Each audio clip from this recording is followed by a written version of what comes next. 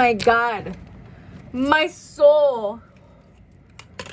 Oh, I look absolutely insane. Anyway, happy Mother's Day, you guys. Oh, ay Dios mío. I actually do really look insane. Guys, hold on. I am so fired up right now. I'm fired up to make a video and talk. Hello. I have one braided. The topic for today has to do with a show that I love. And I'm rewatching it right now because the newest season came out and, you know, I want to know the ending. Don't we all? Don't we all want to know endings of things? Okay. So, I wrote some things down because I forget things. And when I think about things in the moment, it doesn't stay in here. No, okay? I grew up with a low attention span, and I still kind of have a low attention span. Either way, so the show is Attack on Titan. My little anime friends, hello! If you guys know that show, you know that show. You just get it. And in one of the parts, also, if you're watching this and you wanted to watch Attack on Titan, or you were planning to watch it, and you're currently watching it and you didn't get this far, this might be a spoiler. So, just a heads up. Get out of here. You don't want it spoiled, because I wouldn't want it spoiled either. Okay. So essentially there's like types of people. That's like the plot. It's on who can turn into a Titan and who can't. And basically the people that are capable of turning into a Titan, they are looked as if they don't have any reason for life, and they're just like treated very poorly. The main character's dad, this is like his backstory, whatever.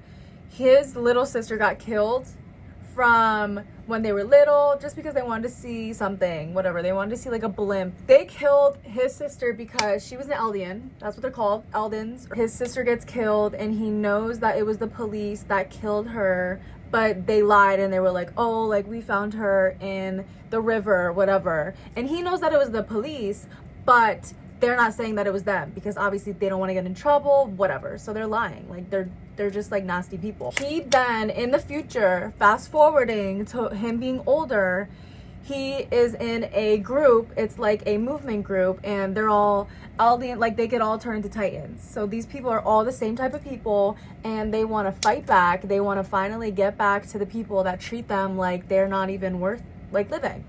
So they're starting like a movement group. They're getting all this done. They're having meetings, whatever. With this group that was forming a movement, they had an insider from the government telling them all these details. Basically, it was just an insider. He was helping them. They were finally going to act. The main character, the one whose sister died, as he's seeking revenge, he's doing all this movement group, he's doing all this whatever. They're finally here. They're figuring out how to fight back. He tells his son all this stuff. He's trying to get this in his head, like, this is what we're doing, this is what we're a part of. You need to also think this way too, because he was just trying to educate him. Oh, this is reality.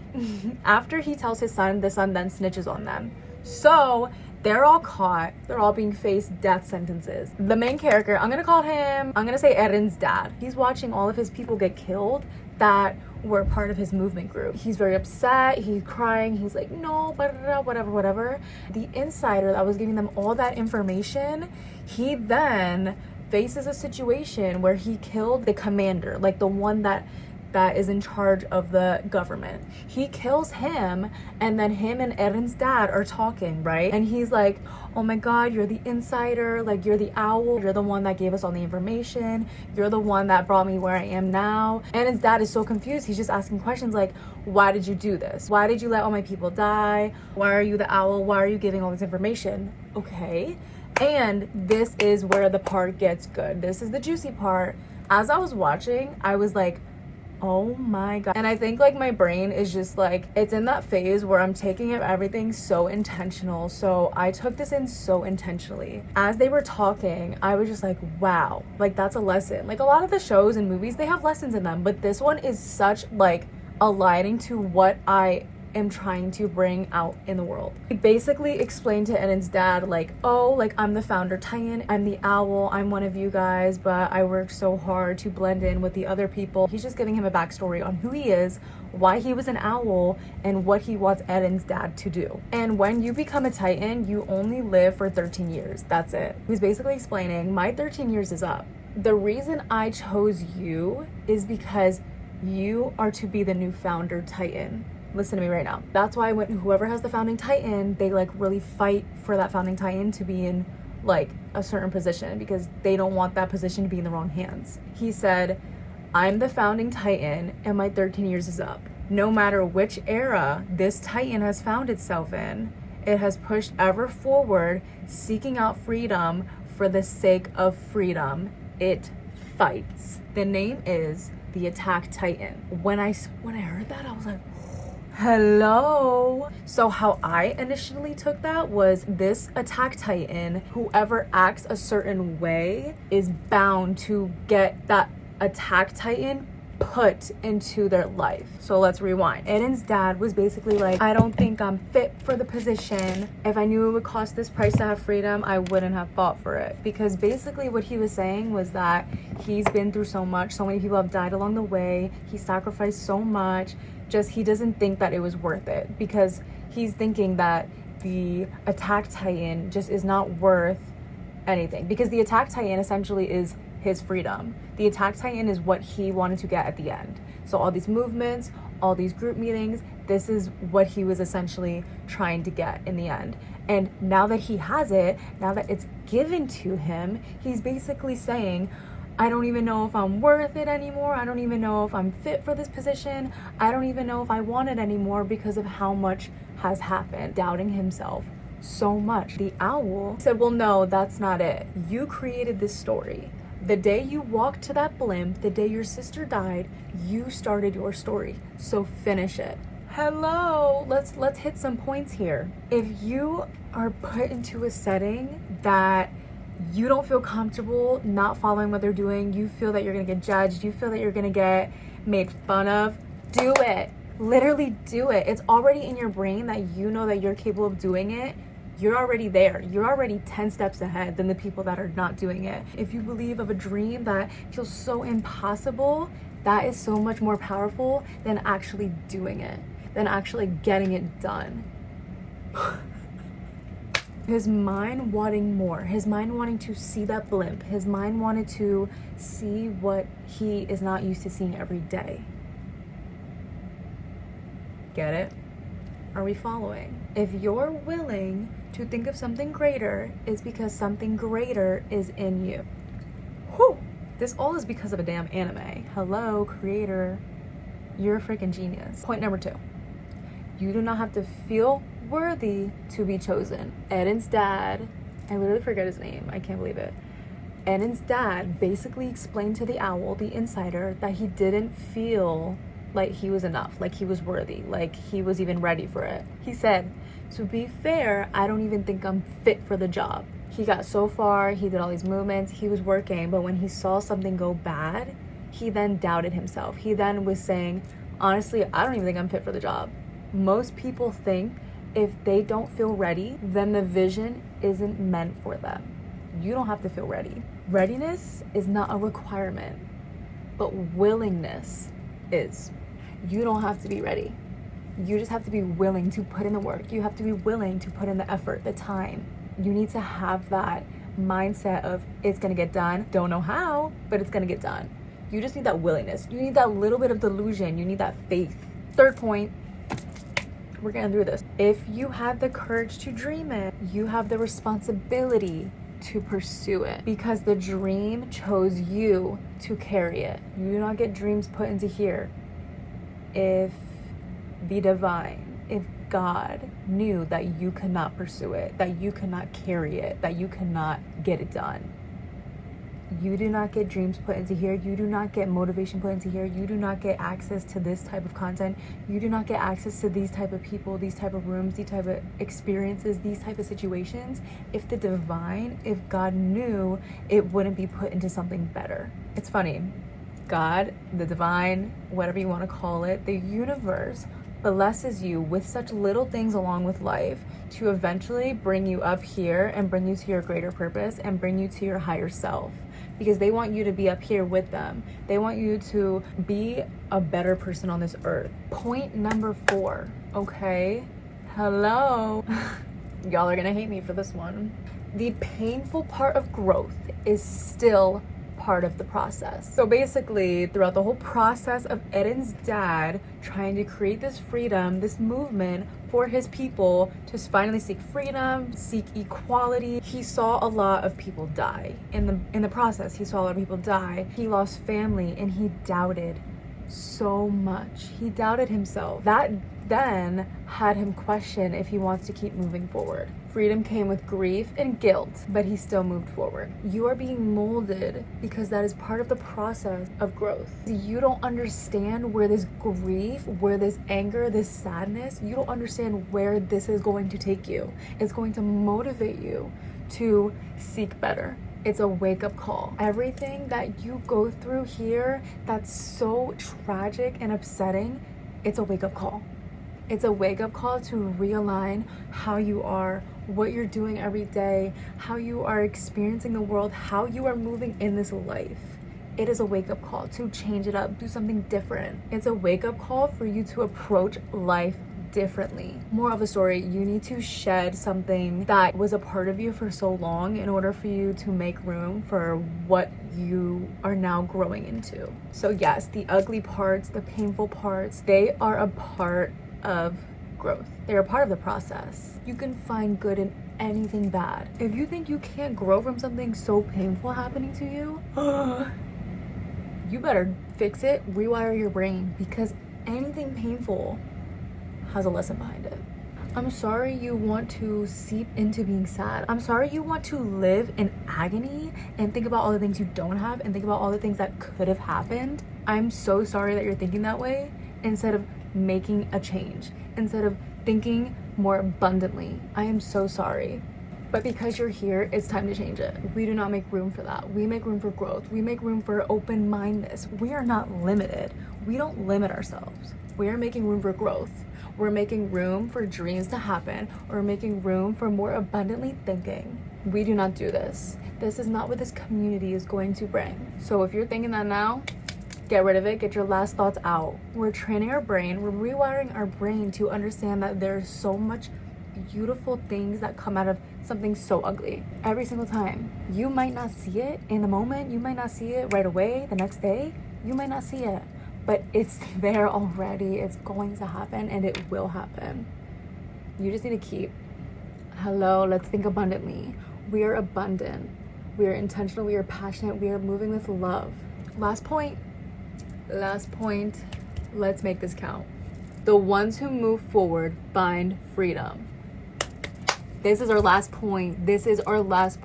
The owl said, the attack titan lives in those who move forward. So essentially, this attack titan is blindly moving. This attack titan is just still living. This attack titan is like, I'm gonna go into this person.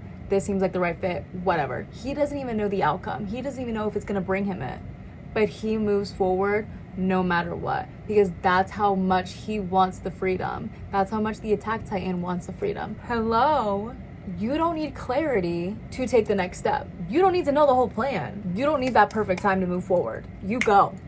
You push through, always. What we do not want to do as women of integrity and honor and passion and success, we don't wait to feel ready. We don't wait to get the okay. We don't wait for people to say, okay, you could do it because you have this, and this. We're doing it because we're passionate. We're doing it because we know that what we want, we will get in the end. Because we're not stopping until we get that. You keep making those moves. You keep pushing forward until you have it. Because it will happen no matter what. I promise you it will. 3 years ago, and I told myself I would be making YouTube videos and I would be supporting other people with things that I needed support with, I would laugh in my face. I'd be like, dude, how are you going to be talking to people and giving them motivational advice? You're not even motivated yourself. Hello? I would have laughed in my face. You need to keep taking those steps to get where you want to get now. In order for me to feel how I feel now, I had to experience such terrible hardships. I had to experience the ugliest things ever, but I kept pushing because with everything that I've experienced, I ended it with abundance and love and integrity and honor. Our community, this community, we are building women of integrity, honor, passion, and love, no matter what that has to look like.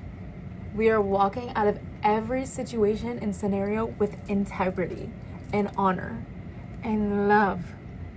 Y'all are gonna get sick of me saying that. I made a background of this because it's just something that I knew I was lacking. It's something that I knew that this is my end goal.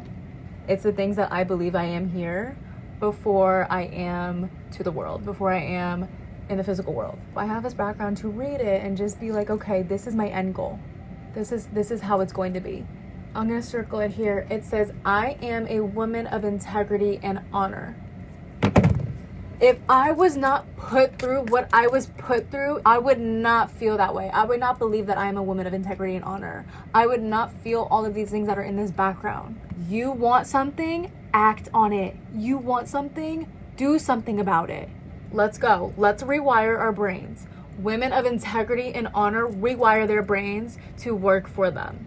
We want freedom. We want financial freedom. We want mental freedom. We want emotional freedom. How are we going to get that? We are going to make the moves to get that. You want that mental freedom? Ask yourself those questions. Start with something small. Start with, why do I feel this way?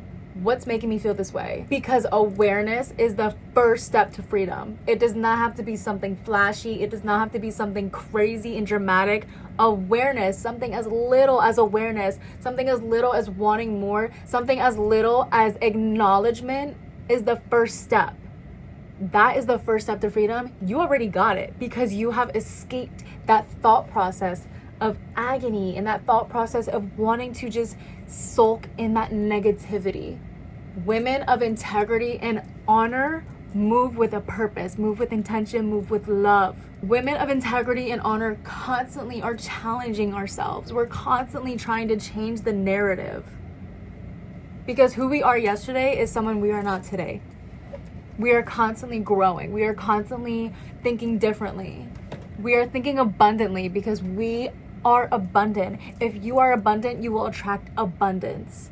Mental freedom is not about peace.